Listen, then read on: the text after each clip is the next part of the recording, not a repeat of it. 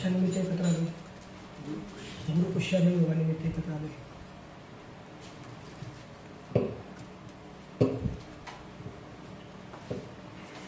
एक एक पाकळी ब्रह्मरंध्रातली सद्गुरूंच्या कृपेनं अशी उमलली जाते. सहस्रदळ कमलांचं या ठिकाणी कमळ आहे.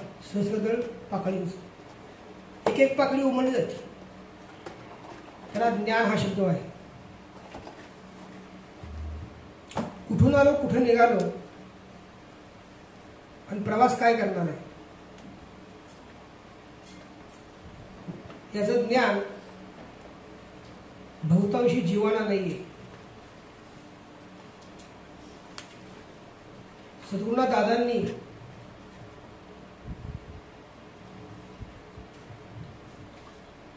त्या काळामध्ये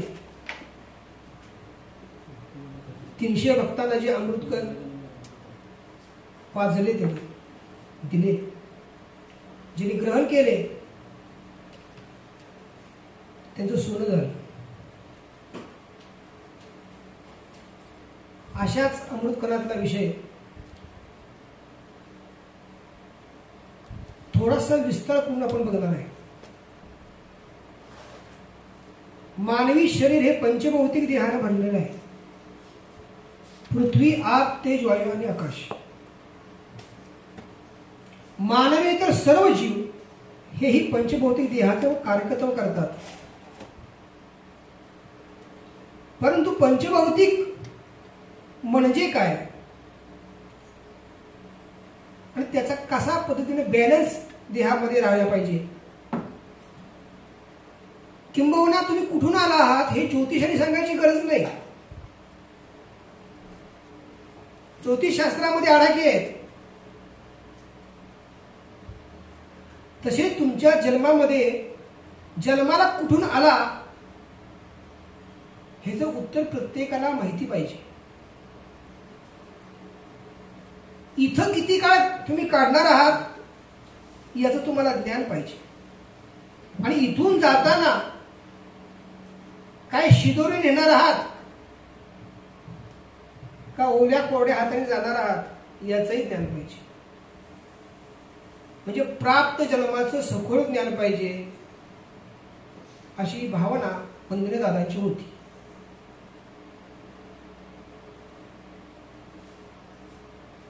चौऱ्याऐंशी लक्ष योनी या संदर्भातला विषय आपण मागच्या सेमिनारमध्ये अभ्यासला. आणि त्या 84 लक्ष योनीतून मनुष्य जन्म आपण प्राप्त कसा केला इतपत आपण मागच्या वेळेस अभ्यास केलेला आहे. आता आपल्याला मनुष्य जन्म जरी प्राप्त केला असला तरी त्या मानवी जन्मामध्ये जे 5 घटक आहेत मनुष्य जन्माला घालण्यासाठी किंवा कुठल्याही जीवाला जन्माला घालण्यासाठी, ते म्हणजे पृथ्वी, आग, तेज, वायू आणि आकाश. एखाद्या घरामध्ये चिमणीचं घरटं बघितलं, चिमणा चिमणी एखाद्या बाळाला अन्न घालतायत, तर आई बाळाला सांगते किंवा बाळ आईला सांगतं, ते बघा किती छान दिसतंय. काय छान दिसतंय? एखादा चिमणा एखाद्या बाळाला अन्न भरवतोय. चिमणा भरवत नाही, चिमणी भरवते. चिमणा संरक्षण करतो.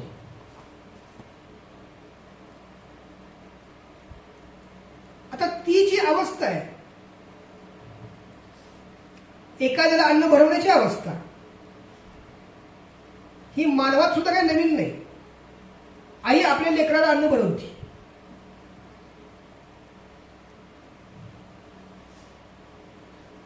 ज्या ठिकाणी निसर्गाने निर्माण केलेलं घर आहे, तुम्ही त्याला काय म्हणता? निसर्गाने निर्माण केलेलं घर आहे पक्ष्यानं, तुम्ही त्याला काय म्हणता? घरटं म्हणता, घोसला म्हणता. त्या ठिकाणी ते जीव आपल्यासारख्या जीवांना आपल्यासारखी सृष्टी दाखवण्याचं काम करण्यासाठी, जसं मी जगलो तसं तू जग, हा संदेश त्या पाखरांना दिला जातो, छोट्याशा पाखराला. तो संदेश आपण आपल्या पाल्याला देतो.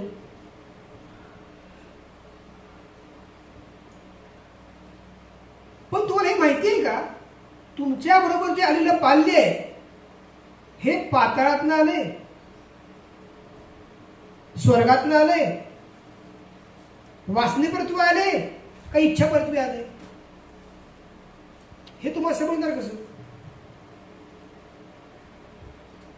एक छोटीशी म्हण आहे, मुलाचे पाय पाळण्यात दिसतात. काय सांगतोय? आता तुम्ही जर मुलाला विचारलं की तुम्हाला मोबाईलची गेम पाहिजे का आम्ही पाहिजेत, तर मुलं म्हणतील मोबाईलची गेम पाहिजे बाबा, आई तुम्ही मला दोघंही नको आहात. भौतिकवाद वाढला. कालांतराने तुम्ही त्याला विचारलं की तुला सवंगडी पाहिजे का आम्ही पाहिजे, तर ते लेकरू असं म्हणणार तुम्हाला की मला सवंगडी पाहिजे, मला तुमची आवश्यकता नाहीये.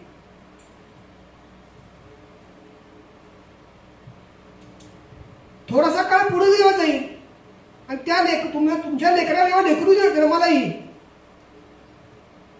सवंगडीतल्या एकाला सवंगडी विचाराल की तुला मी पाहिजे का लेकरू पाहिजे, पुढचं आलेलं तो सवंगडी म्हणून मला तुझी आवश्यकता आहे, मला पुढचं लेकरू पाहिजे. काय शिकायला मिळालं? बघा ना, येताना एकटा आलो, ज्यांच्या कृपेमुळे जन्माला आलो ते नकोशे झाले, कारण ते आपले वासना पूर्ण करू शकणार नाहीत. वासनेकरता सवंगडी पाहिजे.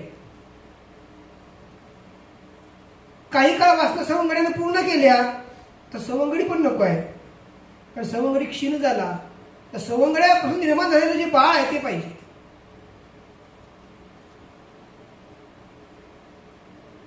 त्याही पुढे गेलं की वार्धक्य तुम्ही जाल, मृत्यू नको म्हणाल पण तो 100% येणार. तेव्हा जाणीव अशी आलो कुठून माहित नाही, जाणार कुठं माहित नाही, करणार काय माहित नाही. पण ती जर माहिती अगोदर घेतली तर असा काय फरक पडणार आहे, त्याचा आपण आज अभ्यास करणार आहे.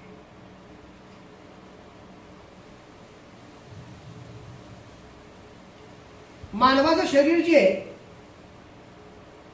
निसर्ग नियमानुसार, जर तुम्ही पृथ्वीचा अभ्यास जर केला तर 75% पाणी 25% जमीन, हे तुम्ही शिकत आहात शाळेतून. मानवाचं शरीर ही त्याच पद्धतीचं आहे, 75% पाणी 25% जमीन. 75% पाणी म्हणजे 75% वासना की ज्या कधीच पूर्ण होत नाहीत. अमर्याद वासना ज्या कधीच मर्यादित राहत नाहीत. माणसाचा मेंदू असा आहे की जो कधी शांत नसतो. कितीही मिळालं तरी कमी, काय मिळालं तर समाधानच नाही, कारण समाधान ही अवस्था बाजारात मिळत नाही, साधनेद्वारे प्राप्त होती. आता बघा, देह जर 75% आपतत्वाने निर्माण झालाय, देह जर 75% आपतत्वाने निर्माण झालाय, तर आपली निर्मिती पाताळातून झालेली आहे.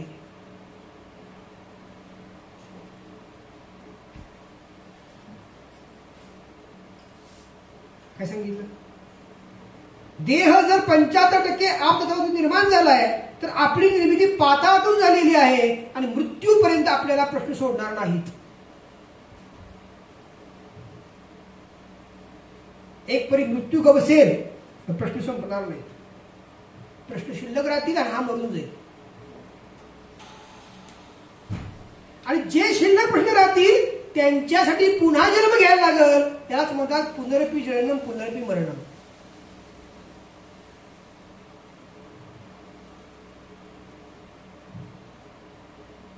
माझ्या जीवनासाठी, माझ्या आयुष्यासाठी मला धनाची किती गरज आहे, मला घरांची किती आवश्यकता आहे, मला वाहनांची किती गरज आहे, मला कपड्यांची किती गरज आहे, मला कपाटांची किती गरज आहे, मला मित्रांची किती गरज आहे, मला मैत्रिणींची किती गरज आहे, मला समाजाची किती गरज आहे, याचा विचार त्या जीवाला करायचा आहे.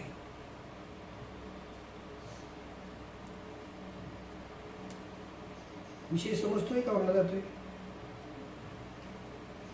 बघा, मला एकच घर पाहिजे, मला लिमिटेड माणसं पाहिजेत, मला जे प्राप्त झाले त्याचं सुख घेता आलं पाहिजे, मला झोपल्यानंतर समाधान मिळालं पाहिजे, मला खाल्लेल्या अन्नाचं रूपांतर रक्तात झालं पाहिजे,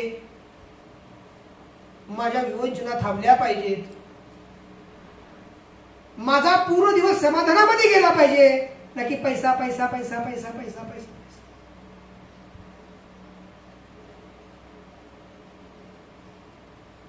मग मी साधना करायला पात्र झालो.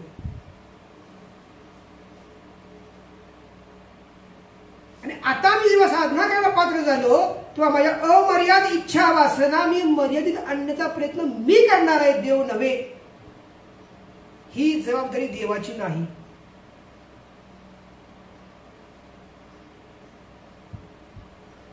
चार घरं बांधली तरी तुमची उंची 5 फूट आहे, तुम्हाला 7 फुटाचं सरपण लागल. 10 मन सरपणाच्या वर तुम्हाला सरपण लागणार नाही. आणि 10 मन सरपण तुम्हाला जरी जाळायला वापरलं तर तुमच्या मृत्यूनंतर त्या ठिकाणी जागा रिकामी करावी लागेल, दुसरा कोणता नंबर लागणार त्या ठिकाणी. हे तुमचं अस्तित्व आहे.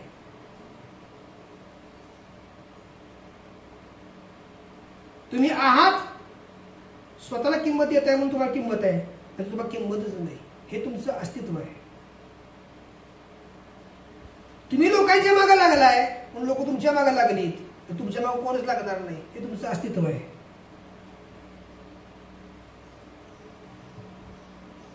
तुम्हाला मोठं व्हायचंय, पण एक वेळ अशी येणार तुमच्या अंगाची ताकद नाहीशी होणार, तुम्ही आहे त्या लेवललाच राहणार, तुम्ही मोठं कधीच होणार नाही.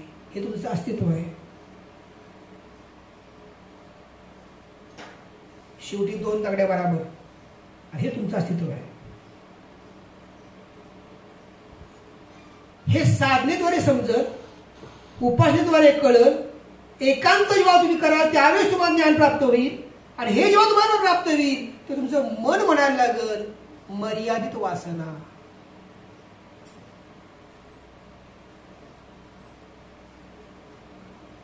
तुम्हाला आता कुणी जरी किती जरी काही जरी सांगितलं तर तुमच्या वासना मर्यादित राहणार नाहीत.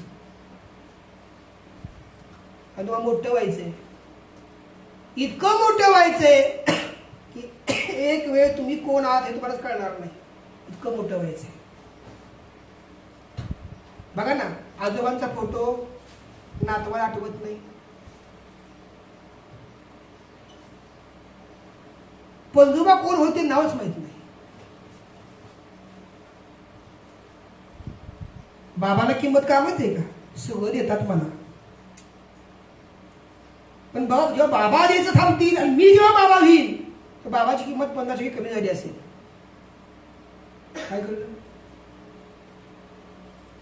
मी जेव्हा बाबा ह्या अवस्थेमध्ये जाईन, मी जेव्हा आई ह्या अवस्थेमध्ये जाईन, तेव्हा माझ्या आईची किंमत 50% गेलेली असेल, माझ्या बाबांची किंमत 50% गेली असेल. कारण ते नाका ते झाले, काही करता येत नाही. आता ते आमच्यावर अवलंबून आहे, त्यांच्यावर आम्ही नव्हे. हे सत्य. काय सांगितलं? मर्यादित वासना तयार करणं म्हणजे काय करणं? बघा ना, खादीसाठी जन्म आपला,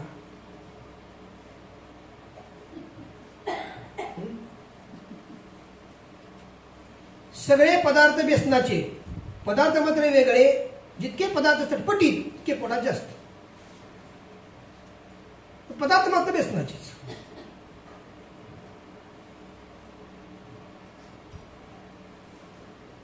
बघा, उपासना करणं म्हणजे काय करणं? उपासना करणं म्हणजे रक्ताचं आणि पाण्याचं पृथक्करण करणं. रक्तात आणि पाण्यात असं पृथक्करण तयार करायचं की त्याचा ॲक्टोप्लाझम तयार झाला पाहिजे. त्या ॲक्टोप्लाझम म्हणजे तुम्ही ज्यांना जन्माला घातलं होतं, जे तुम्हाला जन्माला घातलं त्या पित्रांचं ते अन्न झालं.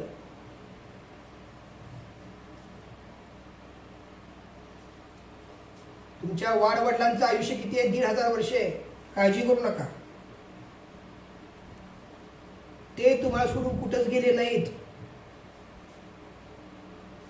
फक्त देह त्याग झाला, वलय कुठे गेली नाहीत.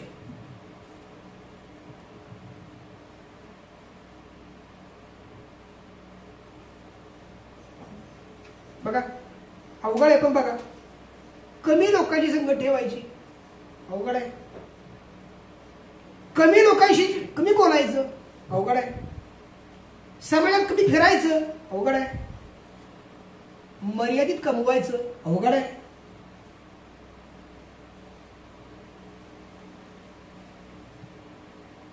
मी नेहमी सांगतो, वाल्याचा वाल्मिकीला शोधून काढलं देवांनी.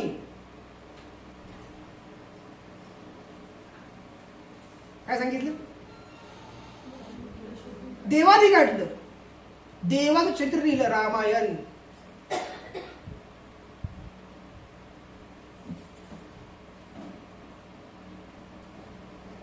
आमच्या मृत्यूची वाट दुनिया बघते. हा मरतोय कधी, प्रॉपर्टी नावावर होते कधी.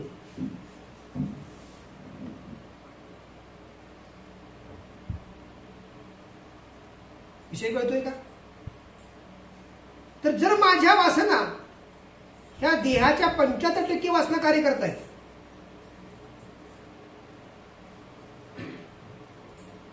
बघा तुमचं अस्तित्व कोणाशी निगडीत आहे? तुमच्या मनात विचार अखंड कोणी चालू असतात? पैसा आणि भिन्नलिंगी व्यक्ती. कोण गोष्टी तुमच्या बघतायत? एक पैसा, दुसरं भिन्नलिंगी लिंग व्यक्ती. तुमच्या जीवनाचा एम एकच आहे. आणि ते प्राप्त करण्याकरता ज्याचा वापर करता त्याला परमेश्वर म्हणतात. देवाला हात जोडाल पैसा मिळावा, देवाला हात जोडाल भिन्नलिंगी व्यक्ती मिळावी. वासना तुमच्या कितीतरी उफाळल्या तरी वासनेचा शेवट मृत्यू आहे. काय सांगितलं? बघा ना, वासना कुठपर्यंत चालतात? इंद्रिय नष्ट होईपर्यंत. काय सांगितलं? कुठलाही आजार निर्माण होणं म्हणजे पापाचं तराजू वर झालं. पाप वाढलं, आजार निर्माण झाला.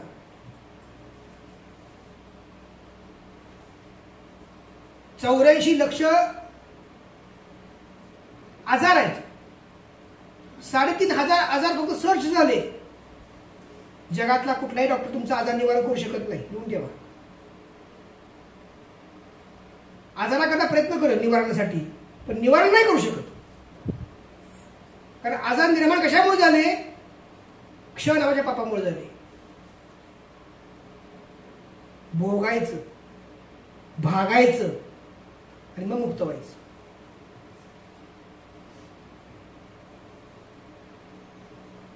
काय करावं लागेल? मला माझ्या वासना जर मर्यादित ठेवल्या, मी मर्यादित आहेत 10 वासना माझ्या, पण 10 पैकी मला 2 वासना ठेवायच्या फक्त. एक वासना कुठलं? नाम संकीर्तन. एक वासना कुठे ठेवायची? नाम संकीर्तन. मला पूजेला जायला आवडत नाही तरी जाणार, अंगात ताप आलाय तरी जाणार, वेळ नाही माझ्याकडे पूजेला जायला तरी जाणार, दादा बोलले मला तरी जाणार. जोपर्यंत जीवा आहे तोपर्यंत जाणार. नाम संकीर्तन सोडायचं नाही. ते बरोबर येणार आहे. दुसरी गोष्ट, आईशी खोटं बोललं हरकत नाही, नवऱ्याशी खोटं बोललं हरकत नाही, मित्रांशी खोटं बोललं हरकत नाही, समाजाशी खोटं बोललं हरकत नाही, स्वतःशी खोटं बोललं हरकत नाही, गुरुशी फक्त खरं बोलायचं. सोपं आहे. कारण गुरु सगळं जाणतात. खरं बोललं नाही तरी सुद्धा जाणतात. पण खरं बोलून बिघडलं कुठं? आईला काही कळत नाही है ना. आई काणी होती, बाबा आंधळा होती. लक्ष ठेवा वाक्य. आई काय होती? काणी होती. बाप आंधळा होतो. सृष्टीचा नियम आहे तो. आता उलट होईल, बाप काना होईल, आई आंधळी होईल.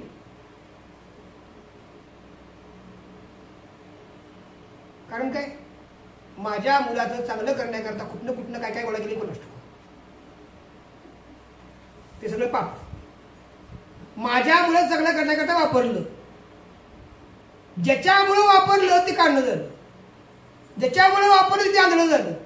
इंद्रिय काय करतं, इंद्रिय सोडत नाही बाबांनो. काय कळलं,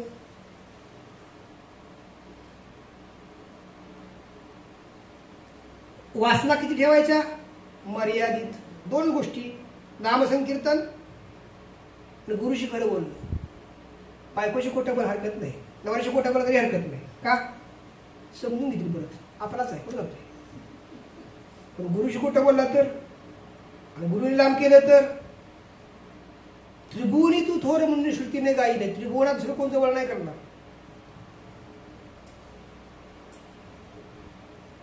खुन्न बांधली दत्ता काय सांगितलं, जर गुरुने लांब केलं तर त्रिभुवनात तुम्हाला जवळ कोण करणार आहे, कोण करणार नाही.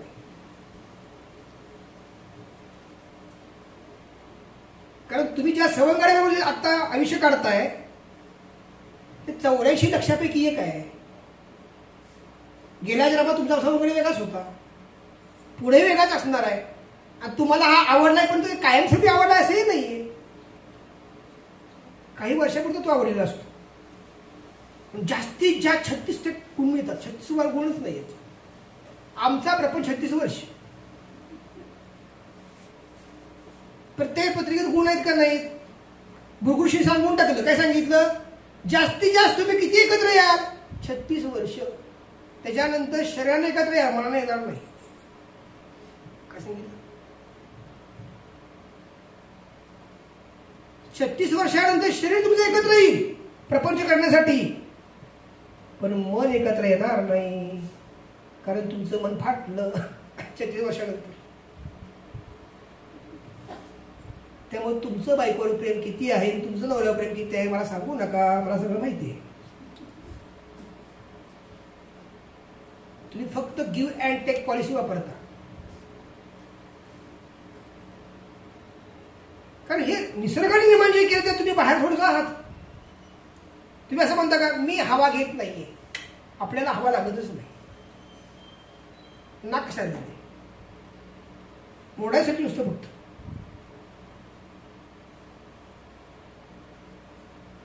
साधनेद्वारे काय करायचंय आपल्याला, माझी ऐपत आहे 2 बंगले घ्यायची, पण मी एकच बंगला घेणार आहे. वासना थांबवल्या. माझी ऐपत आहे, मला आठवड्याला 14 कपडे लागतात, तर मी 5च घेणार आहे. काय कळलं, मला इच्छा आहे, पण मी ती इच्छा काय करणार, मर्यादित ठेवणार. काय होईल, पृथ्वी आणि आप कंट्रोलमध्ये येईल.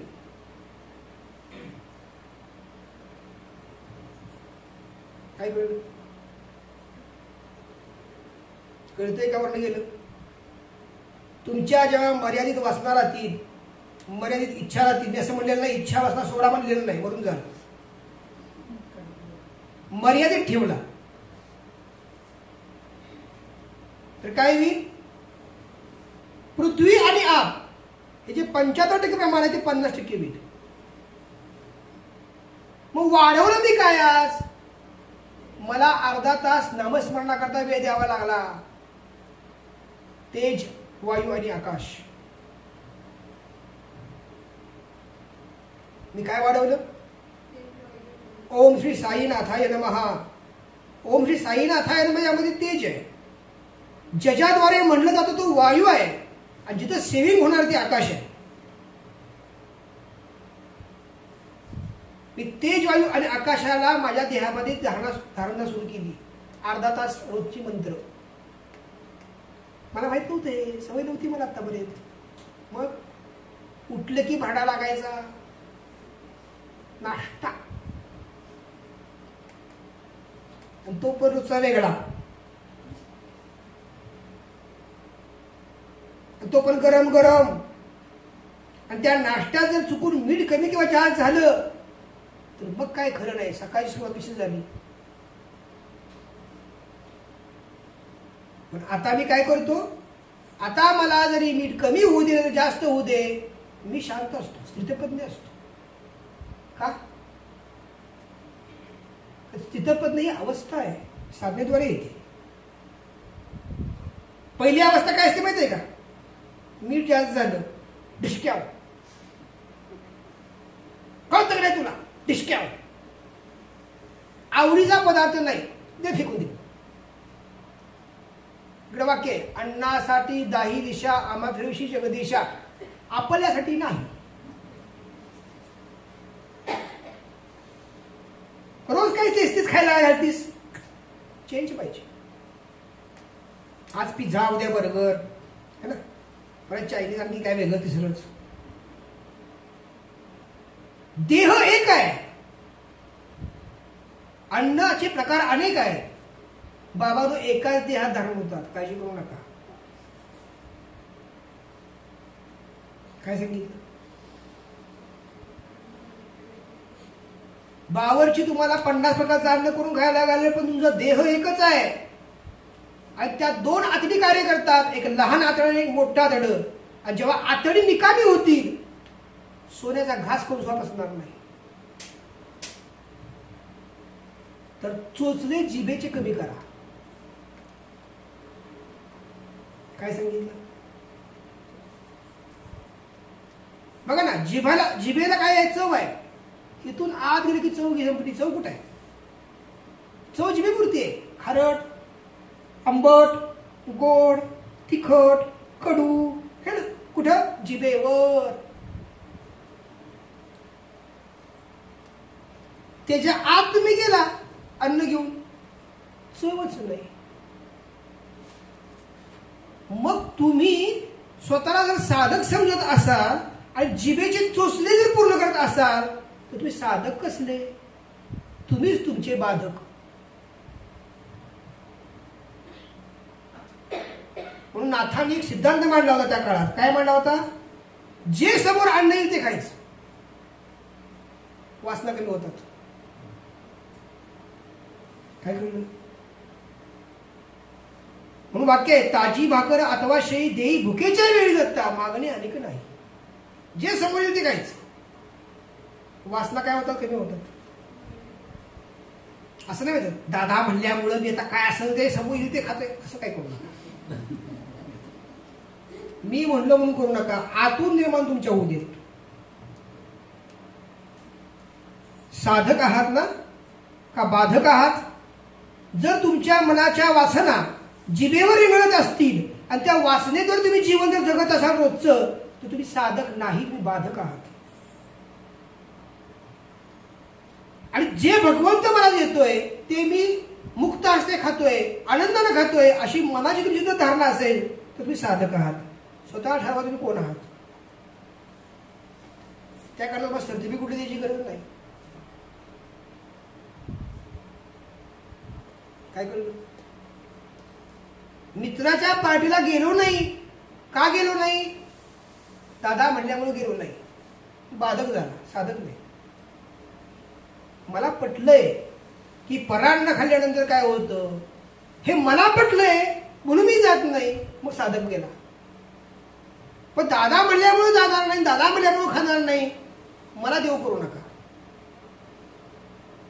आणि त्या अंडा तर महादेव बिलकुल करू नका.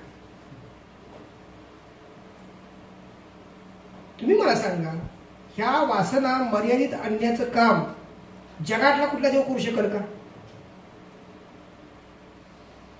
हे कधी होईल? साधना मुरली अंगात तर.